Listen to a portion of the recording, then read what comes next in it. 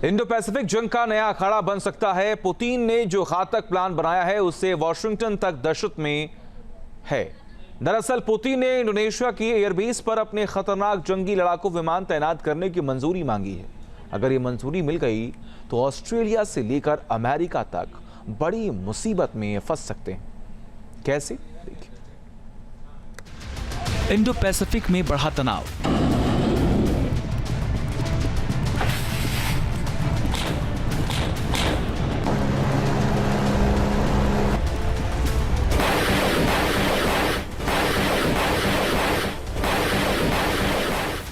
Putin का खतरनाक plan.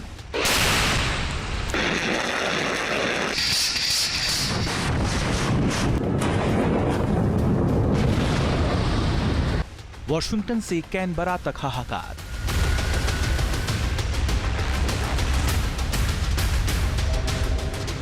Indonesia में गरजेंगे लड़ाकू विमान।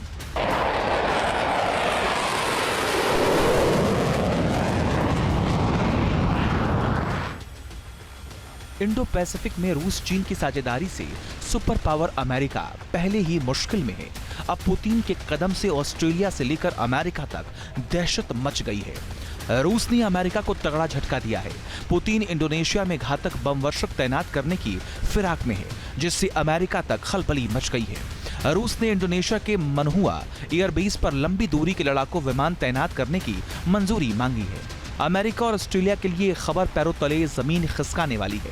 अगर पुतिन अपने मंसूबों में कामयाब होते हैं तो रूसी लड़ाकू विमान ऑस्ट्रेलिया से सिर्फ 1200 किलोमीटर की दूरी पर होंगे। ऑस्ट्रेलिया और अमेरिका के बीच सैन्य गठबंधन है। ऐसे में इस लड़ाकू विमानों में अमेरिका के लिए भी खतरा है। अब सवाल है कि रूस इंडोनेशिया में लड़ाकू विमान क्यों तैनात करना चाहता है। इंडोनेशिया में जिस एयरबेस पर रूस लड़ाकू जेट तैनात करना चाहता है वो जगह रणनीतिक रूप से बेहद अहम है। यह एयरबेस प्रशांत क्षेत्र में प्रमुख समुद्री मार्गों तक पहुंच प्रदान करता है। इसमें दक्षिण चीन सागर तक पहुंचने का रास्ता भी शामिल है। दक्षिण चीन सागर अमेरिका चीन के बीच तनाव का केंद्र है।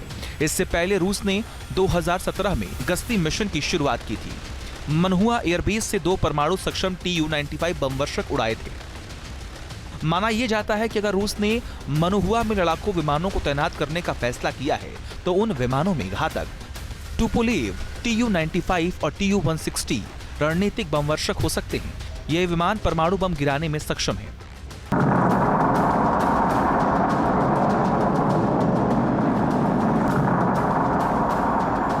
रशिया इंडोनेशिया में अपने लॉन्ग रेंज के बम वर्षक विमानों को तैनात करने के लिए वहां पे अपना एक एयर बेस बनाने की अनुमति शायद इंडोनेशिया से चाह रहा है। कुल मिला के बात यह है कि वहां पे चाइना और रशिया मिलके अमेरिका के खिलाफ एक बाकायदा फ्रंट ओपन करना चाहते हैं और उसे चैलेंज देना चाहते हैं कि मोनोपोलर वर्ल्ड अमेरिका की दादागिरी खत्म। और ये काम रशिया और चाइना ने तब शुरू कर दिया था जब वो न्यू इरा ऑफ पार्टनरशिप में एक दूसरे के साथ मिलाया था और कहा था कि नया वर्ल्ड ऑर्डर, और जिसका पहला कदम रशिया के कजान में ब्रिक्स सम्मेलन के दौरान ले लिया गया था।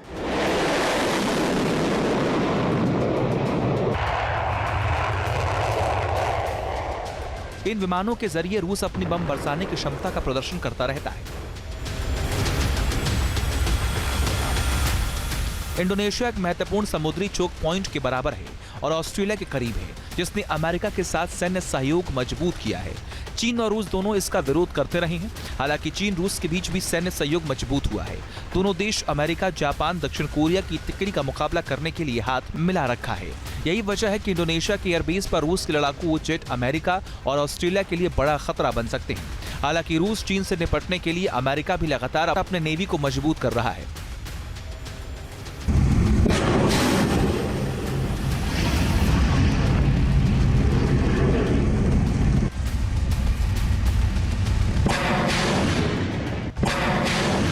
पहले तो इस युद्ध होने के चांसेस कम है, पर अगर होता है तो इसमें भारी तो रशिया ही पड़ेगा, क्योंकि leave aside China and north Korea पूरे अमेरिका और यूरोपियन कंट्रीज को मिला के भी रशिया की न्यूक्लियर डेटरेंस का मुकाबला नहीं कर सकते, उसकी हाइपरसोनिक मिसाइलों की ताकत और संख्या का मुकाबला नहीं कर सकते।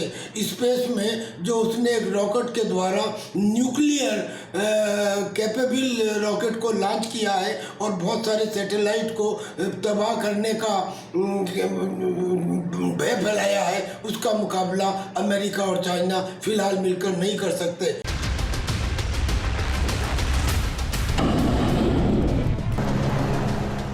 संभावित खतरों को देखते हुए डोनाल्ड ट्रंप ने जहाज निर्माण के आदेश पर हस्ताक्षर किए हैं, जिसके तहत 381 नए शिप बनाए जाएंगे।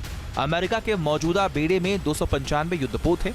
2027 तक ये संख्या घटकर 283 हो जाने की उम्मीद है। 2054 तक बेड़े में 381 जहाजों को शामिल करने की उम्मीद है।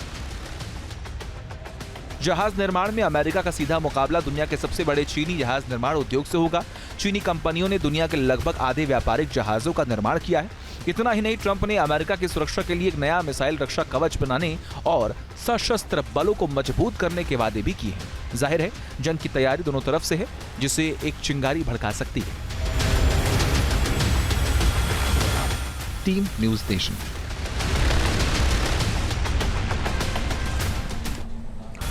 इंडोनेशिया एक महत्वपूर्ण समुद्री चोक पॉइंट के बराबर है और ऑस्ट्रेलिया के करीब है, जिसने अमेरिका के साथ सैन्य सहयोग मजबूत किया है। चीन और रूस दोनों इसका विरोध करते रहे हैं। हालांकि चीन रूस के बीच भी सैन्य सहयोग मजबूत हुआ है। दोनों देश अमेरिका, जापान, दक्षिण कोरिया की तिकड़ी का मुकाबला करने के लिए हाथ मिला रखा है। यही वजह है कि इंडोनेशिया के एयरबेस पर रूस के लड़ाकू जेट अमेरिका और ऑस्ट्रेलिया के लिए बड़ा खतरा बन सकते हैं। हालांकि रूस चीन से निपटने के लिए अमेरिका भी लगातार अपने नेवी को मजबूत कर रहा है।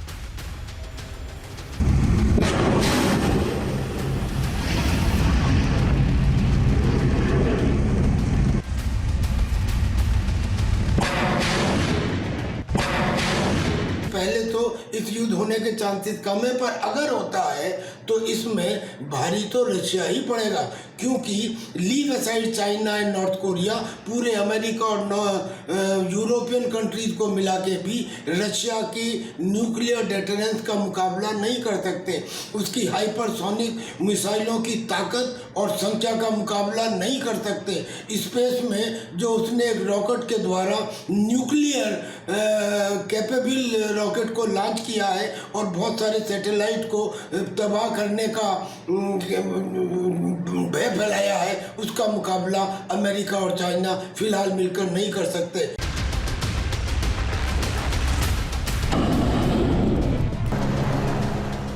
संभावित खतरों को देखते हुए डोनाल्ड ट्रंप ने जहाज निर्माण के आदेश पर हस्ताक्षर किए हैं, जिसके तहत 381 नए शिप बनाए जाएंगे।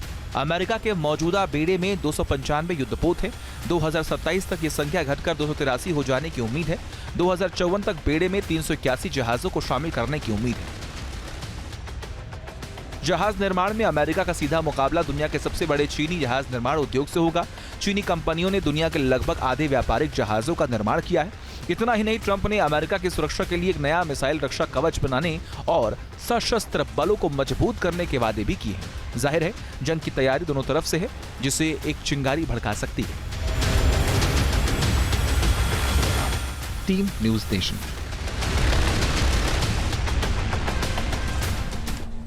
न्यूज नेशन अब व्हाट्सएप पर खबरों की ताजा अपडेट के लिए न्यूज नेशन के इस QR कोड को स्कैन करें।